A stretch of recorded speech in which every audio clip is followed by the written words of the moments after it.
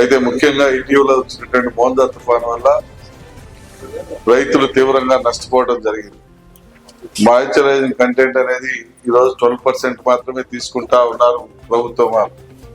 దాన్ని 18 to 20% వరకు relaxation ఇవ్వమని చెప్పి ఇప్పుడే మన అందరి తరఫున జేసీ గారిని నేను రిక్వెస్ట్ చేశాను.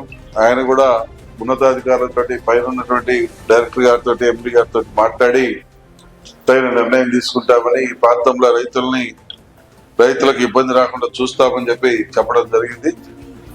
మన ప్రాంత రైతాంగం తరఫున జేసీ గారికి ప్రత్యేకంగా ధన్యవాదాలు తెలియజేస్తా ఉన్నాం. అయితే రైతులందరూ కూడా దీన్ని ఈ యొక్క మార్కెట్ యార్డ్లో ఏర్పాటు చేసినటువంటి ఈ యొక్క కేంద్రాన్ని